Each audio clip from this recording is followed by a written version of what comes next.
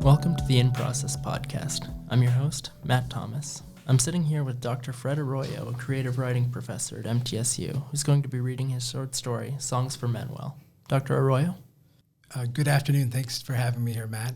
I'm Fred Arroyo, and I mostly teach fiction writing as well as multi-genre creative writing classes. I'm the author of the novel, The Region of Lost Names, a collection of short stories, Western Avenue, and other stories. And my new book, some people read it as a memoir, it's called Sown in Earth, Essays of Memory and Belonging. Today I will read from a new book that I'm working on, a collection of fictions called The Book of Manuels. This is called Songs for Manuel, and it's made up of 4 short fictions or flash fictions that have their own title. And the first one is titled Death in a Doorway, San Joaquin Valley, California, 1938. It has an epigraph by the photographer Dorothea Lange. It is not enough to photograph the obviously picturesque. Alone, unattended, and unexplained was how she described Manuel wrapped in a striped quilt lying in front of the church's doorway, in that recessed entry that seemed to make the doors even grander than on any Sunday morning. Clapboard, once white, smudged from so many hands, dust from the pea fields swirling against the doors, shoes and boots striking the steps. Out in the road, boys created a diamond. When a foul ball rolled underneath the raised porch, disappearing from the light into the shadows, a boy too young to be chosen for a team, a boy without shoes, crawled into the cool, earthy-smelling blackness. If she would have asked that boy the man's name, he would have said Manny. He and his father worked in the fields for years, met in Michigan during a beet harvest. Manuel Perez, coughing up a pool of blood and spilling his pail into the furrows. There wasn't any money for a pine casket or a way to speak for the years, the laughter, the friendship. 83 years later, and he still feels the frayed stitches when he slowly closes his right hand. All he wanted was the chance to throw a pitch, swing a bat, catch a high fly. Alone in this room, he takes in the round table with 2 folding chairs, a single bed, a recliner with a swinging lap table to rest a book or a tray of food when it's too painful to sit anywhere else. The thin white sheets of his bed, covered with a green wool blanket, a simple brass cross above, and a painting depicting a cowbell on a windowsill seen through delicate lace curtains. He stares out the window at a field, the leaves lightly lifting in a breeze he feels running along his arms. Numbers scroll on the TV screen every other minute, changing with their irrevocable additions, arriving without a face. Most days, a camera looks down on a bed where a pair of swollen-looking feet escape from the sheets, and the countless tubes are like a highway snaking around a city. He assumes the news is not allowed to show the faces, a choice of privacy or decorum, and no matter how often they show the feet, he has this odd sensation that they are not attached to a body, are not human in their swollenness, their long nails, these feet that continue to multiply and thrive in his mind. Lying in the doorway, Manuel's legs were crossed at the ankle, his arches curved, his feet very clean, almost anointed in that California light around 6 p.m., almost as if Manuel was taking a nap after a long day in the fields. Soon families will sit down in front of nearly empty plates, cups of water, the wind, a static-filled report wafting through their open tents, followed by a jazzy big band tune. Hungry they were, hungry still, 3,456 dead. He longs to see beyond that boy he was, longs to see and attend to a life that will never have a name once he's taken from this room, wheeled through the door into the long, stark hallway of fluorescent light. Manuel. He imagines a field, pea leaves stirred by the breeze, tastes the swirl of earth, his feet cool in the furrows, remembers the silver pitcher, his father pouring water from Manuel's ankles to his toes, then rubbing them with a blue bandana. Before he wrapped him in the quilt, heaved his body over his shoulder, and carried him up the steps.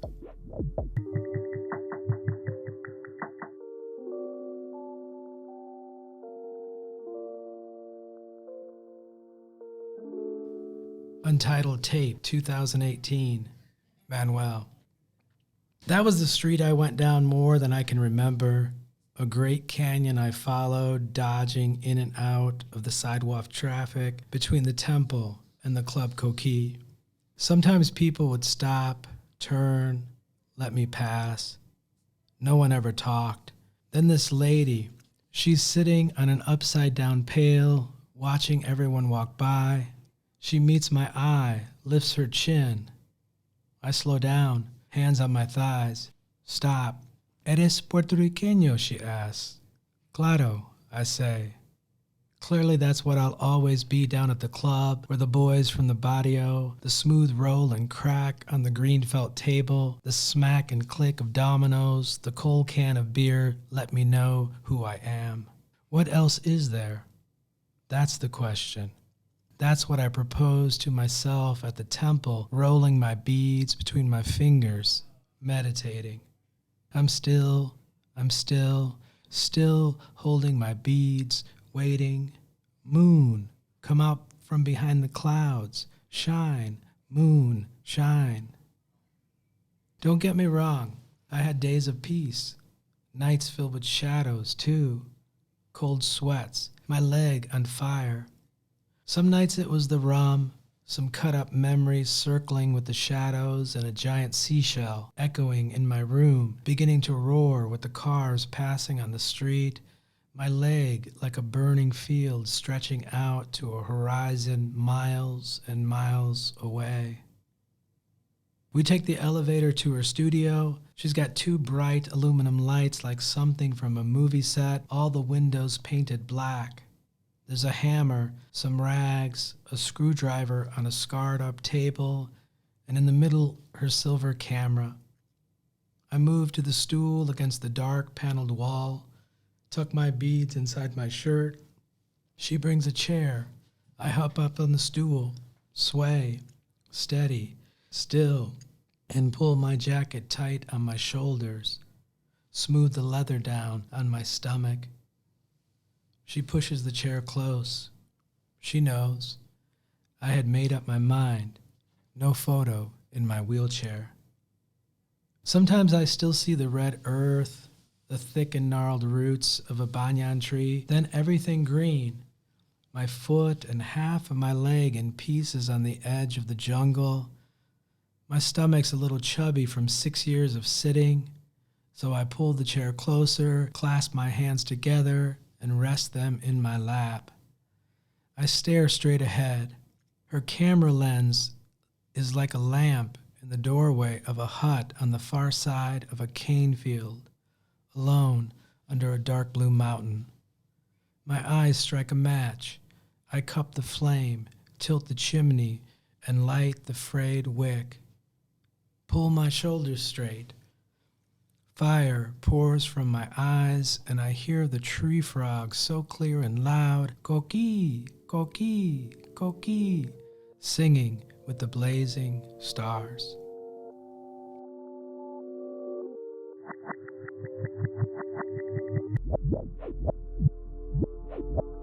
Memory of a face. Dear Manuel, the included photo holds 1,000 faces. It was a gift from a poet who lived on one of Japan's small islands. He loved to discover the energy hidden within objects and believed that in language shipwreck, there's still so much to rescue. I introduced you once, and I don't know if you've read any of his poems. He has a book where he typed out words and phrases, cut them into strips, and glued them to stones he collected from a cove. He took them back to the shore, placed them in various lines and arcs, like archipelagos of sound and image and space. He took photos of them. Each one became a single page, and as you turned the pages, like hopping from stone to stone, you discovered how to read them, how to gather them. You remember that old line from Borges, no?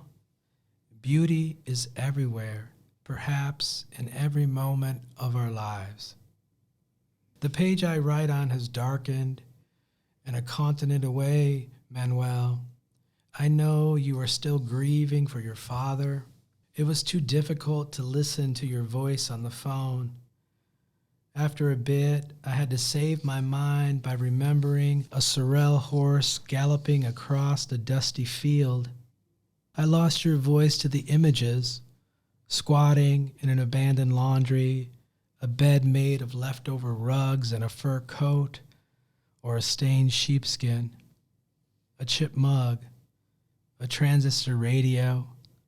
You stood by the counter, talking to him, as if you were picking up laundry, and the white sheet that covered the picture window billowed as a truck rumbled by, became an enormous wing in the fall light. Blue shadows thickened under the cherry tree outside my window, the blossoms ruby-like in the dusk. My cafecito cold, my purple ink a bruised plum. In the back room there was a pile of empty bottles, ripped and tattered clothes scattered across the concrete floor, and a strong stench you didn't want to name. Out of nowhere your voice returned. When do we reach the point when we are vagrants from our own hearts? I look into this garden, Manuel, and these moss-lined faces multiply and recede in the distance. I haven't been to the island, of course, though I've been told that when you stand before these statues, you begin to discover your face. I'm not sure this photo captures that feeling, that sense of destiny, fate, or whatever you want to call it, as if in this universe there is a place waiting for us to arrive. No more exile. What consolation can words offer? Sometimes you have to act. Turn the mirror against the wall, cover it with a shirt, a towel, a sheet of black washi. Shatter it, and all that is left is the memory of a face.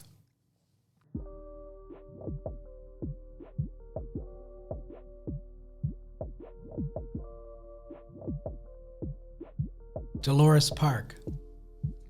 Manuel, where are your teeth today? A young blonde cradles her broken sandals, her ankles and feet dusty, her eyes stoned, high as the azure sky over Dolores Park. Oh man, Manuel bellows through an old man's rubbery mouth. I left him at home. They make their way up Church Street. Manuel doesn't have any shoes or a shirt, his feet smudged and sooty, his shoulders sunburned. Maybe he doesn't even have a prayer beyond this one moment. He keeps a fist in his pants to hold them up. What might he give or do for a belt, for a hand free to hold a cigarette, or to hold her hand, to twist in her dirty hair? She sits on the stoop of a tea-green Victorian. She sets her sandals between her feet, stares, and then brushes them off. Thighs as pink as Manuel's shoulders. She raises her hand, sweeps it in a backwards motion. Manuel, a fly circling too close. He continues on, his boxers less than clean, patterned with little bears, each hugging a gold pot. He ducks under the branches of the blooming jacaranda tree. His shadow purples. It must be a long walk home, maybe like forever or never. A long walk, yes, un andadura. And when you arrive, there's a glass of water on the countertop, your teeth bobbing inside, the water so clear and wet that, like Manuel, you arrive to some version of a beautiful life.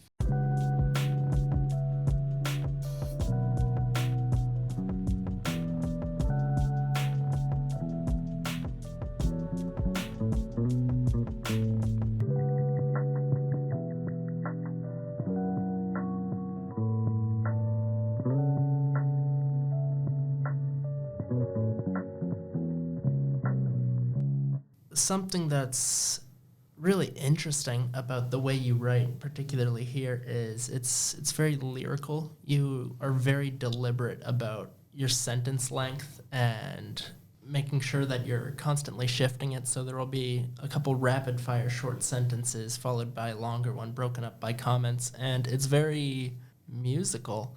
When you're just reading something on a page, it's almost invisible sometimes because your eyes just glaze over it, but hearing it out loud, having that really emphasized, I think adds a lot. Thank you. I just came across this, and I always had a feeling about this, and that is that sometimes before you even commit words to a page, there's something that happens inside of you which is very musical, and it's as if you're already hearing the rhythm of sentences you have not even written, and that'll often be the spark actually to start writing. And I just came across this, that Flaubert actually wrote about that he could hear the rhythms of the sentences he hadn't even started to write. Because a lot of writers talk about that like in writing a novel. It's not that they sit down and do a plot. It's that something rises in them which is very musical or kind of mathematical, and it starts to give them a form. So that's important in the sense that these are very short forms. But the way you're talking about the rhythm and the music of a sentences, that creates its own duration or time or intensity. Those short sentences slowing things down, longer sentences expanding it. So even though on the page, like someone could rush through these stories in a minute or less, they're all like under 500 words. I'm trying to create an intense experience where you're really immersed in that world and that it lasts longer than what you would traditionally just read because you're hearing a voice, you're hearing that music. It's absolutely visible. I'm looking back at Death in a Doorway again, and just the line in the first paragraph, I'm just going to read through it really quick. He and his papa worked in the fields for years, met in Michigan during a beet harvest. Manuel Perez, coughing up a pool of blood and spilling his pail into the furrows. There wasn't any money for a pine casket or a way to speak for the years, the laughter, the friendship. The thing that really sticks out to me there is beet harvest, bam, Manuel. It immediately brings you back to the situation of this dead man laying in front of the church's doorway. When you're writing a longer story, you would be able to use paragraphs to show that graphically you're shifting to something different, but you don't have as much room in these. So there's a shift happening there, and so you're right, it brings it back to Manuel immediately, but then it's like, then in his mind, Manuel Perez, coughing up a pool of blood and spilling his pail into the furrows. It's a memory, but it's also like my attempt to just create a scene real briefly. Mm-hmm. So to take you back to the immediacy of them working in the field.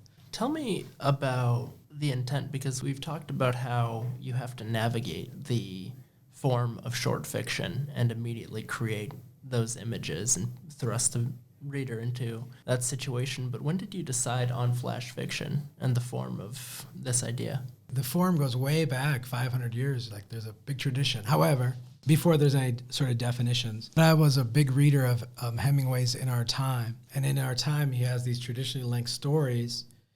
And the whole book is, in a way, is about the time of war and also ritual time.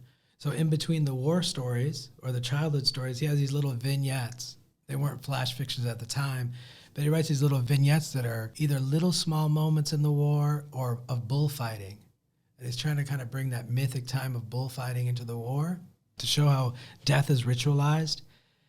When I wrote my book, Western Avenue and Other Fictions, I had these traditional length stories, but I had all these little small pieces that some I published as prose poems, a few as flash fictions, and then when I decided I wanted to write the book, I just took all those small pieces and rewrote them a little, adding a little narrative, a little more detail, and said they're all little stories, and they stitched in between the bigger stories to make a connection. I think because I was trying to write a collection of stories, but also make it novel-like, and those little pieces are like panels on a wall, murals, paintings, and they start to stitch things together. So that's where it started for me. I have a nebulous relationship with flash fiction because I always imagine myself just being a novel writer. I just want to write bigger books. But I think it's the way things have happened at the beginning of the 21st century, my own life, that I find that I'm really engaged with writing smaller moments that are lyrical and trying to discover the power in just a few details or a couple images and seeing what I can do with it. And part of my change in focusing on flash fictions is that often, like this one, I'll take a photograph. And so the photograph by Dorothea Lange, it's just, it's very mysterious. You don't have a name for the character or anything. You just know it's in a pea field in California. And that's a fragment of time. There's a character there, but we know nothing about them. And then I take that as my task. How do I imagine a character from that? How do I even get something that feels like a life and a story? This first piece was pretty odd for me, honestly, because I saw the Dorothea Lange retrospective at the Frist Art Museum in Nashville a little while ago. And once I looked up the photograph that you mentioned, I remembered that I saw it. I saw it at that exhibit, and I couldn't have spent more than 10 seconds on it. This is from a Southern book, Let Us Praise Famous Men, by Walker Evans and James Agee. James Agee, here from Tennessee. Walker Evans, a New York East Coast photographer, and they went to, during the Depression, to all the Alabama, Mississippi, all the sharecroppers, and they made this book where they took photograph of people, dead babies, workers. A famous photograph is of the workers' boots. And then James Agee would write next to Walker Evans' photographs these really lyrical prose passages. But there were lots of other photographers that were working at that time, even though Walker Evans becomes like kind of big in people's mind. And of course, Dorothea Lange was one.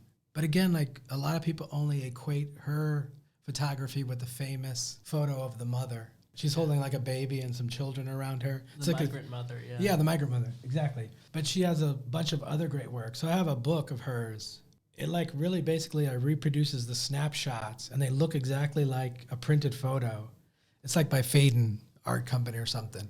And so it's always close to me, and I'm always leafing through it. It's kind of like the opposite of your experience. I look at them, and it's like a pool or something. It's like a cave. You just dive into it, and I can stare at one for a long time, just trying to get some of the details and so forth. Jumping off of that, let's talk about the second short fiction that you have here, Untitled Tape 2018. Yes. Which is based on the Sofia Rivera photo, Untitled 1978, which you can find online, which is a young Puerto Rican man, just a leather jacket staring straight into the camera. And one thing that I thought was really interesting is that there's no wheelchair or any indication that he is missing a leg in the actual photo. But after reading this and looking back at it, that intensity and sadness in his expression, it becomes entirely believable. So when you're writing anything like that, I mean, in a way, you're relying on something I really have a conflicted relationship with because it seems so artificial to me, but ekphrastic poetry. So you look at a work of art, and then you write a new piece of work of art. And ekphrasis means just to describe it. So some things are created just describing what's there, but then some people do an interpretation or take the perspective of the artist creating it. So for me, it's really focusing on character and trying to understand some of the story.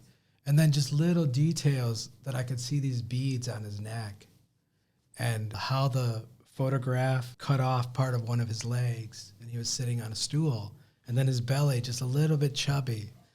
And then that started putting things in my mind, storylines, possibilities. And then also that the Puerto Rican experience, so many men in my family, lots of Puerto Ricans' family, served in the U.S. military, but they're often like unrecognized as doing that because people have this view of Puerto Rico being not part of the United States, but they serve honorably, they lose their lives, etc. They have injuries. So that was on my mind too. And so that's how things like that come up together in that way. Some kind of detail in the piece will see something that's in an imaginative world that I'm having in my mind, another set of images or detail, and then I've got to figure out how to magnetize them together, how to bring them together.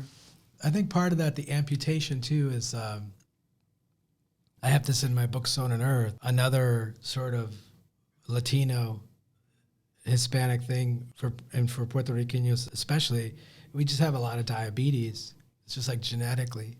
So we have it a lot in our family.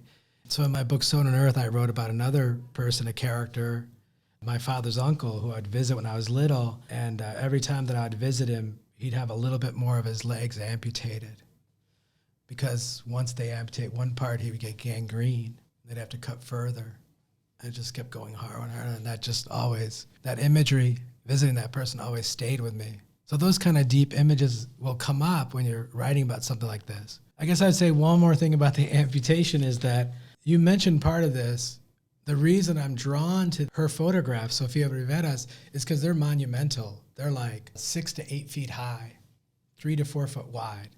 They're just like, kind of like a Mount Rushmore, like really look at you, you get caught up in their eyes and their face and everything. So she had all these photographs that she had done, but her studio caught fire. And 75% of her work was destroyed. So I thought about that too as a kind of loss and amputation, if you will. I looked into it, and just to give a little context as well for the basis of the story for our listeners, Sofia Rivera would sit on the streets of New York, exactly as it's presented in the story, and ask Hispanic people if they were Puerto Rican, and if they said yes, she would invite them up to her studio and take a photo. Good. I'm glad you noticed that. I mean, going back to Hemingway, and we talk about the iceberg principle, that 7/8 of the story is below the water. And so part of like what you're describing, that's the research. Reading stuff about her work, trying to understand what she was doing, and how can I weave that in, but without explicitly writing 10 pages to explain that or whatever it is. I have a tendency formally to say, like, in the first draft, it's got to be under 1,000 words. And I may do that, but then it's like 6 months to a year, constantly reading it and just cutting away, to just find it, discover what it should be. It's a constant process. Yes. Let's go back to the aspect of lyricism we were talking about earlier. Yes. But in the context of, specifically in the second story, you have formatted almost like a poem or a song in the middle of the story. I'm still, holding my beads, waiting. Part of that is I'm a big reader of poetry. And also, I'm not an expert, but I do read in Zen as well. And so Eastern thought and poetry and art always influence me. Kind of the opposite of what we're talking about, instead of the iceberg principle, would be the Asian Sumi painting, where the Sumi painting is almost all white space, a thin bamboo growing up with leaves, and then a bird on the edge flying out. And the whole concept of that is you can't really have the work of art unless you include all that white space. Another writer wrote about this, Padma Hejmati. She wrote a book called Room to Fly. You have to give room in the work of art for the bird to fly. So it's active, so it's alive. So this whole principle that more meaning is in the silence than actually the expression. And that's how lyricism works. If something's going to be lyrical, I have to have pauses or small changes or white space so it creates a little silence and they can hear that. That's part of that, but it's also the part of like, how do we view people? And I think that a lot of people look at Latinos in America and they don't see them as possibly having imaginative, creative, or poetic minds. We only see them as workers or people breaking some law, etc. So let's say something maybe ugly. So you'll notice in all my works, I'm dealing with a kind of ugliness and beauty. I want to always kind of juxtapose those, but I always lean more towards the beauty. If I'm going to write something, I want it to be beautiful in some way. I want to live that kind of life, and I want it to exist inside my writing. In this last one, which is titled Dolores Park, suddenly you address the audience with your teeth bobbing, the water so clear and wet that, like Manuel, you arrive to some version of a beautiful life. Could you tell me a little bit about the intent and the sudden switch to second person there? I understand why you're using the word intent, but I think that it's more like you get to a point when you're writing something where you're so deep inside the life of that work. It's rhapsodic, it's hypnotic. You're there in the vivid and continuous fictional dream. You're in there in the music of the language. Somehow, mysteriously, you want to, at that moment, make a dramatic turn where you want to pull your reader, your audience, into the work. And so you're right, you use that you because you want to like grab the reader now by the throat and say, nope, You're not just reading something, you're not distance. I want you to be a part of this. In other words, I want you to be there with Manuel and not see him as someone who is high on drugs, who's dirty, who's drunk, but to get into his perspective, a little bit of his life so you can experience that beauty. But then at the same time, I struggle with this a lot. I think of it as like a kind of poetic justice. I think that's why I'm writing this book over and over again about these different Manuels. It's like I struggle with the idea of why do I write about those kind of people in life when my life is so different from them right now. Like I'm in a privileged place, or I could write about middle class angst, or but I would never do that. Middle-age angst, etc. So that you isn't just the audience. The you is also whoever this implied narrator is, whoever this implied author is who's like documenting these things and looking at them. It's a way to break through that as well and pull that implied narrator into the world as well. So they're not divided from Manuel. So he's not objectified, right? Manuel's subjected, but then it becomes emotionally subjective for this narrator or writer as well. I really like the figure and different representations of Manuel in this, because we start in the first story where he's the dead figure on the church doorsteps, and then we have someone writing a letter to him about poetry, and then it's him hanging out in a park in San Francisco, my bad. No, that's okay. So we're presented with so many different sides of this character of Manuel that he begins to become nobody and everybody. Yeah, I'm playing with that trope or metaphor, which is like an old, Western literature thing of like trying to write about the everyman. Probably in English it's more like James or John, or like Dear John, Everyday Joe, however you want to do that. I want at sometimes for it to blur so you think of them as the same Manuel, but often they're just a different person, but they have the same name, Manuel, because it's a common name. The reason for that is going back to that poetic justice thing. I wrote a novel where the main character didn't have a name. People called him by a nickname, Boogaloo. But then by the end of the novel, he has a name, and his name is Manuel Perez. And I just invented that name out of nowhere. I liked the way the music of the name, so I made him Manuel Perez. In the novel, he dies. He's dead. At the very beginning, you find out on the first page, he's dead. But that he's a real important force in the novel. So I finished that novel, and I just was in my mind like, I'm not sure you did justice to whoever this Manuel Perez is. You need to investigate him more. So when I wrote Western Avenue, in the very first story of the collection, I brought Manuel back to life. So then I finished that book. I started thinking more again, like, have you done justice to him? Who is this Manuel Perez? So then I started doing research, and I actually found that historically in America, there's a whole series of really important men that a lot of people don't know about named Manuel Perez. And I was like, I'm going to keep going with that then. I'm going to write about Mannies. I'm going to write about Manuels and have the implication, like you say, that they're different, but the reader starts to maybe see them everywhere. So like I found 2 parks, one in Oklahoma and one in Chicago, that are named after war veterans Manuel Perez. But then I found, and this has gotten me really excited, and it's what I'm working on now in the book, Michael Ondaatje wrote a book called Coming Through Slaughter, and that is a novel about cornet player Buddy Bolden. And a lot of people see Buddy Bolden as the first person to start jazz in New Orleans. He played so crazily that how Ondaatje imagines it, he went crazy, and he spent time in a mental institution. However, there's another story where it's not Bolden. There is a trumpeter, and his name is Manuel Perez.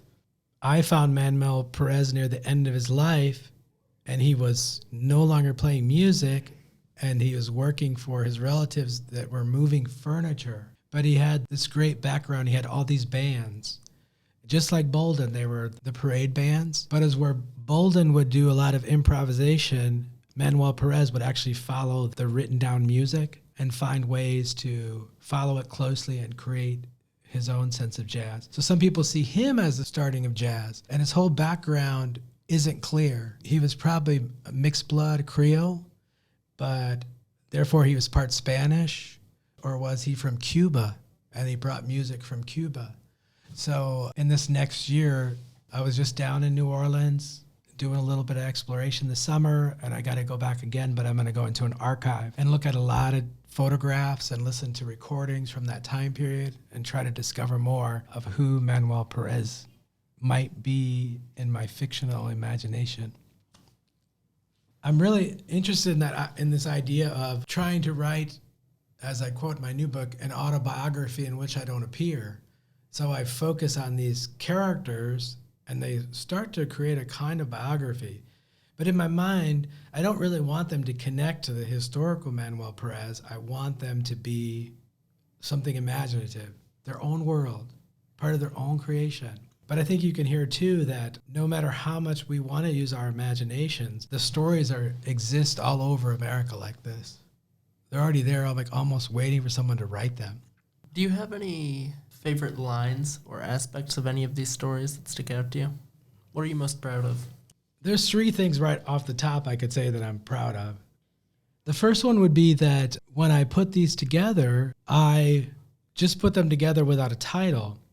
I think they were just 4 fictions from the book of Manuel's, but I knew it was clunky.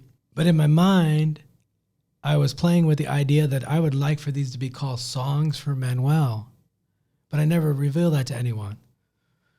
So then at a certain point, Michael Mejia wrote to me, and they're working on the final galleys, and he said, how about if we title all these together Songs for Manuel? And I was like, wow, how did you know that? Yeah. So that was one thing. The other one is just that right before I moved to Tennessee, I was giving a reading in San Francisco, and I was staying in this really beautiful house, friend of the family, right overlooking Dolores Park. And Dolores Park is the Mission Streets there. So it's the big Latino area in San Francisco. I love that area, though it's getting ruined by all the tech people, all the young people there. Dolores Park used to be like a family park and homeless people.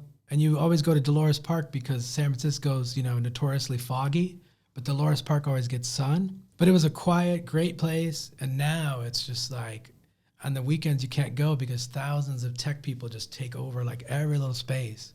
I mean, it's amazing. So they have a huge party, right? So this old part of San Francisco, right, where working class people lived is just starting to be, going to be changed. They're probably going to be pushed out. But anyways, I like that area, and I actually saw these 2 people. There was a fight happening, guy with no shirt on, this young woman, and I just watched him right by the Muni, the train. And I think I sat down in this bar I like to go to and have a beer, and I wrote a draft of the story. And so it was there. And just, it's really important that sometimes when you're writing something, as Paul Auster says, you'll kill the story if you don't stay close to the original spirit of what made you write it. And so that kind of documentary impulse to almost take a photograph of that moment with words, and then it just keep working on it and let it so it could be published. And it's the shortest one. So I'm proud of that. Same with Memory of a Face. It's a story that I wrote quite a few years ago and just kept working on it and working on it and working on it. It comes from a photograph that's at home in my workspace. So yeah, the implication is that the poet is Japanese, but it was a friend of mine in graduate school, a poet and writer. He went and lived in Japan, and he took these great photographs of these gardens you go to, and they're just filled with 1,000 statues. The myth is you go and you'll see your own face in one of the statues. He gave me 2 of his photographs that he took, and I had them framed, and so I'm always staring at that photograph.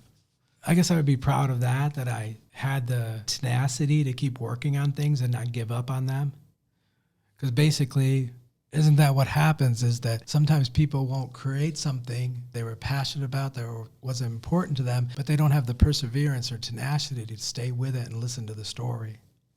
I love that the first 3 flash fictions I know now are all from photographs, the photographs of the statues of Death in a Doorway, of the Manuel in a wheelchair.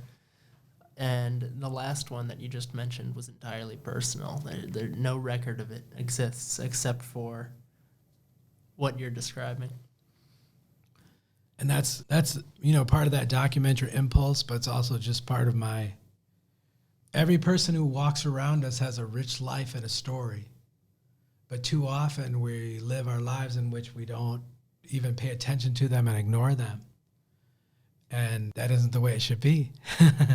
We could live in a better world if we understood more of what these other people's stories are. So yeah, these people, they could be dead now. Who knows where they're at? They could have hung out in San Francisco for a while and had to go somewhere else, whatever. We don't know their story. But sometimes when I have a moment like that, I want to capture it so they don't get lost in history or time, but they take on a new life in, again, lyrical and beautiful language.